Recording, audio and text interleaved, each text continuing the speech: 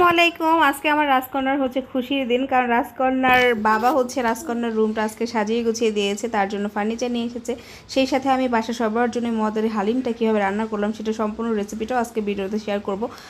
আশা করি পুরো ভিডিওটা দেখবেন। জিনাতের রুমে অনেকগুলো জিনিসপত্র কিনে আনছে, নতুন ফার্নিচার আর কি, সেগুলো সাজিয়ে গুছিয়ে রাখবো, সেগুলোও কিন্তু আজকের ভিডিওটাতে শেয়ার করব। তো যাই হোক, কথা না বাড়িয়ে আপনাদেরকে দেখিয়ে দিলাম। প্রথমে আমি পেঁয়াজ বেরেস্তা করে তুলে নিয়েছি, এরপর সেটার মধ্যে আরও পেঁয়াজ ব্রাউন কালার করে ভেজে নিয়ে এখানে আমি আদা রসুন সুন্দর করে হালকা করে একটু ভেজে নিয়েছি। তারপর রাঁধুনি হালিম মিক্সের যে প্যাকেটটা খুলে নিচ্ছি, আর এই প্যাকেটে হচ্ছে দুইটা প্যাকেট থাকে আর কি, একটা মশলার প্যাকেট, একটা হচ্ছে শস্যদানার প্যাকেট। তো প্রথমে এই মশলার প্যাকেটটা থেকে এখানে আমি অর্ধেকটা মশলা এখানে দিয়ে দিলাম। আর ওই দিন আমি আপনাদেরকে দেখিয়েছিলাম রাঁধুনির হালিমটা রান্না করেছিলাম, আমার বান্ধবী যেদিন এসেছিলো, কিন্তু সেদিন পুরোপুরি রেসিপি দেখাতে পারিনি, এবং সেদিন আমি তাড়াহুড়ো করে রান্না করছিলাম, যেটা খুব একটা বেশি টেস্ট হয়নি। আজকে যেটা রান্না করতেছি সেটা অনেক বেশি টেস্ট হয়েছিল এবং অনেক বেশি মজা হয়েছে, সবাই খেয়ে অনেক বেশি প্রশংসা করছে। তো যাই হোক, যে মশলাটা ছিল তারপর আমি একটু বেশি ঝালের জন্য আর একটু মরিচের গুঁড়া আর অল্প একটু হলুদের গুঁড়া অ্যাড করে নিলাম। আর এখানে হচ্ছে প্রায় 500 গ্রামের মতো গরুর মাংস ছিল, যেখানে হাড় চর্বি সলিড মাংস সব কিছুই ছিল।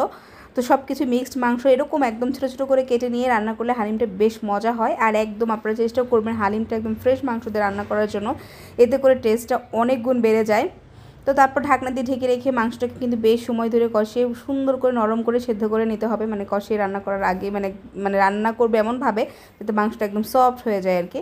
আর এখানে যে শস্যদানা প্যাকেটটা ছিল সেটা পুরোটা একটা বাটির মধ্যে ঢেলে নিয়ে এখানে আমি ফুটন্ত গরম পানি দিয়ে দিলাম, বেশ অনেকটা দিয়ে এখানে আমি ভিজিয়ে রাখবো, কারণ ওই মাংসটা যতক্ষণ ভরে রান্না হবে এই ডালটা বা এই শস্যদানাটা ততক্ষণ পর্যন্ত গরম পানির মধ্যে ভেজানো থাকবে। হ্যাঁ, এখানে প্যাকেটের গায়ে লেখা আছে কতটুকু পানি দিয়ে ভিজাইতে হবে, বাট তার চেয়ে বেশি পানি দিয়ে ভিজিয়ে রাখছি আমি।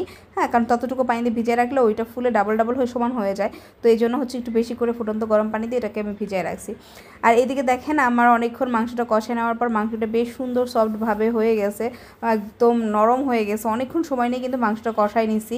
এরপর সেই কষানো মাংসের মধ্যে সেই ভিজিয়ে রাখা যে শস্যদানাগুলো ছিল, ডাল টাল বা হাবিজাবি যা যা আছে মিক্সডের মধ্যে, তো সেগুলো সুন্দর করে আমি এখানে দিয়ে দিলাম।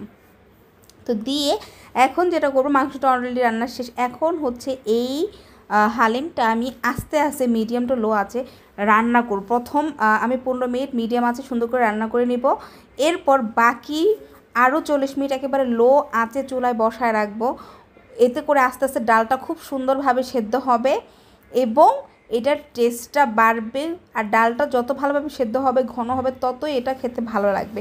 এই হালিম কিন্তু দ্রুত রান্না করলে ভাল লাগে না। হ্যাঁ, চুলায় বসায় রেখে আস্তে আস্তে রান্না করলে ভালো লাগে, এই জন্য আমি এটাকে সুন্দর করে লো আঁচে দিয়ে আমি কিন্তু পাতিলটাও চেঞ্জ করে নিয়েছি, কারণ ওই কড়ার মধ্যে অন্য কিছু রান্না করব, আর ওই ডিপ প্যানটার মধ্যে হচ্ছে রান্নাটা ভালো হবে আস্তে আস্তে। আর এখানে একটু গরুর মাংস আমি হচ্ছে সেইরির জন্য রান্না করে নিব। আমরা এই রাত্রে ভাত টাত খাই না, সেইরিতে একটু গরুর মাংস আলু দিয়ে রান্না করে রাখবো, যাতে করে সেইরিতে ভাত খাওয়া যায়। আর সেই কড়াইটার মধ্যে দেখেন আমি সুন্দর করে বুট বাগার দিয়ে নিয়েছি বা ভুনা করে নিয়েছি।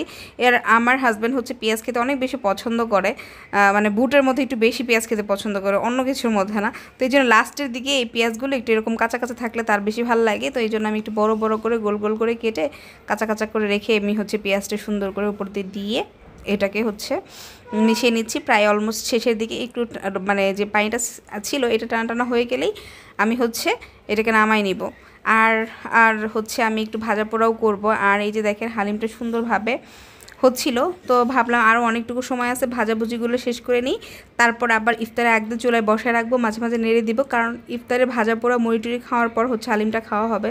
এদিকে বেগুনি ভেজে নিচ্ছিলাম, আর আমার বেগুনি যে বললাম এবছরে বেগুনি আমি খুব ভালো বানাইতে পারতেছি না, এরকম হচ্ছে, কিন্তু টেস্ট হচ্ছে, মুচমুচে হচ্ছে, তো খেতে ভালোই লাগতেছে। বেগুনি করব, পেঁয়াজও করব।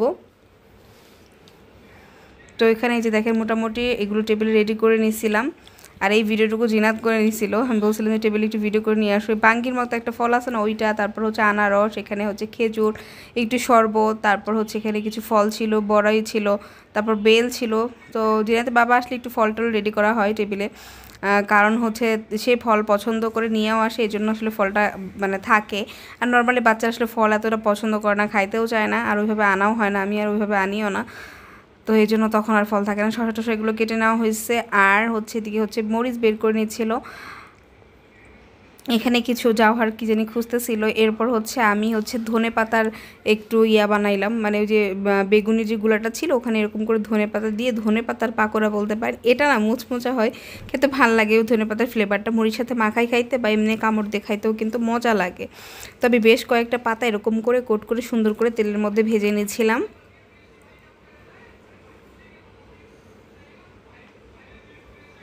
তো এই যে দেখেন সুন্দর হয়েছে। হ্যাঁ, এগুলো এভাবে করে তুলে নিতেছিলাম, আমি হাত দিয়ে টুকটাক করে কাজ করতেছিলাম আর একটু করে ভিডিও করতেছিলাম।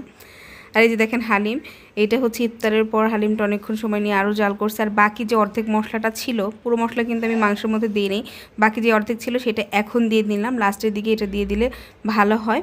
আর পেঁয়াজের বেরেস্তা তুলে রেখেছিলাম সেটাও দিয়ে দিব। এই যে দেখেন এখন কিন্তু অনেকটাই ঘন হয়ে গেছে, অনেক সুন্দর টেস্ট হয়েছে। এটা চুলায় রাখবো আরও কিছুক্ষণ, কিন্তু জিনাত চাচ্ছিল তো ওকে একটু দিয়ে দিচ্ছি এরকম করে সাজায়। আর এটা আস্তে আস্তে চুলাই থাকবে যতক্ষণ পর্যন্ত সবার খাওয়া শেষ নয়, ততক্ষণ পর্যন্ত এরকম লো আছে চুলাই থাকবে। যে যখন চায় তখন তাকে গরম গরম বেড়ে বেড়ে সার্ভ করে দিব। এখানে আমি একটু আদা কুচি, তারপর ধনেপাতা কুচি, তারপরে হচ্ছে পেঁয়াজের বেরেস্তা, আর হচ্ছে একটু শসা, তারপরে একটু লেবুর রস সব কিছু দিয়ে এটাকে সুন্দর করে হচ্ছে টেবিলে সার্ভ করে দিব। টেবিলে না, মানে জিনাতকে দিব আর কি। আর যে যখন চাবে তখন তাকে দিয়ে দেবো আর কি। তো আপনারাও কিন্তু এইভাবে হালিম রান্না করতে পারেন, আপনাদের হালিমের টেস্টও ভালো হবে, মজা হবে। দোকানের কিনে খাওয়া হালিমের চাইতেও বেশি টেস্ট হবে। আর যেহেতু বাসায় আমরা ফ্রেশ মাংস দিয়ে রান্না করি তো এটা আর বেশি টেস্ট হয়। আর এদিকে দেখেন রাত 10:30টার দিকে জিনাতের ফার্নিচার চলে আসছে। মূলত জিনাতের ফার্নিচারের জন্যই আজকে জিনাতের বাবা আসছিল, কারণ এগুলো ডেলিভারি দেওয়ার কথা ছিল আজকে। তো জিনাতের রুমের ওই যে ম্যাট্রেসটা দেখতে পাচ্ছেন, ম্যাট্রেস, তারপর খাট, তারপরে এই যে সুন্দর যে চেয়ারটা, এই চেয়ার এইগুলো কিন্তু জিনাতের রুমের জন্য নতুন নেওয়া হয়েছে। তো এখানে হচ্ছে এই যে দেখেন যারা নিয়ে আসছে তারা সুন্দর করে এটা ফিটিং করে দিয়ে যাচ্ছিল। আর জিনাতের জন্য একটা বুক সেলফও করা হয়েছে, আমি সবগুলোই দেখাবো। এই যে দেখেন ওর চেয়ার, ওর খাট, সে অনেক বেশি হ্যাপি। সে বলতেছে যে বাবা আমাকে সারপ্রাইজ দিল, বাবা আমাকে বলে না আমার জন্য খাট বানাইতে দিছে। তো এখানে জাওহার একটু হিংসামি করতেছিল যে তার বোনের জন্য কেন নতুন খাট আনলো, তার জন্য কেন আনলো না, তার তো আগের খাট আছে, তার জন্য বাড়ি থেকে খাট নিয়ে আসছে। আর তার এই চেয়ারটা, জিনাতের এই চেয়ারটাও জাওহার অনেক পছন্দ হয়েছে, সে এটার মধ্যে ঘুরে দোল খায়। এটার মধ্যে নাকি অনেক আরাম, তারটা নাকি কম আরাম। আর ইজিনাতের এই চেয়ারটা হচ্ছে হাতিল থেকে নেওয়া ছিল, জাওহারের চেয়ারটাও হাতিল থেকেই নেওয়া। আর হাতিলের চেয়ারগুলো বেশ আরামদায়ক হয়, বাচ্চারা যেহেতু অনেকটুকু সময় পড়ার টেবিলের চেয়ারে বসে থাকে তো ওদের জন্য একটু আরামদায়ক চেয়ার হলে ওদের জন্য ভালো হয়। আর এই বুক সেলফটাও জিনাতের জন্য নেওয়া হয়েছে, দেখেন এই বুক সেলফটাও সুন্দর, ভাল লাগছে। আর পাশের যে আলমারিটা, অটোবির আলমারি, এটা আমার আলমারি অনেক আগের পুরাতন, কিন্তু আপাতত এটাই চলবে। আমি বলেছিলাম একটা আলমারির কথা, কিন্তু ওদের বাবা বললো যে পরে নিবে আলমারি। তো এই হচ্ছে জিনাতের রুম। আর আমার অনেক দিন ধরে যে একটা ঝামেলা ছিল যে আমার হচ্ছে খাবার রুমের হচ্ছে চেয়ার, মানে টেবিলের চেয়ার ছিল না, যে চেয়ারগুলো হচ্ছে ওই একদম প্রথম বাসায় থাকতে বাড়িওয়ালার সাথে রাগ করে চেয়ারগুলো পাঠিয়ে দিয়েছিল কারণ শব্দ হইতো।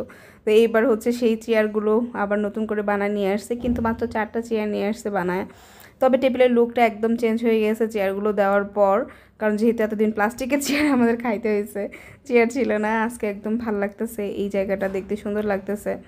তো জিনা তো অনেক বেশি হ্যাপি, আর আমিও হ্যাপি যে অবশেষে আমার খাবার টেবিলের চেয়ারগুলো চলে আসছে। মোটামুটি এই ছিল আমাদের আজকের মানে আপডেট এই পর্যন্তই। তো আশা করি আমার ব্লগটা আজকে আপনাদের ভালো লেগেছে, ভালো লাগলে অবশ্যই লাইক কমেন্ট শেয়ার করে পাশে থাকবেন। আজকের মতো বিদায় নিয়ে নিচ্ছি।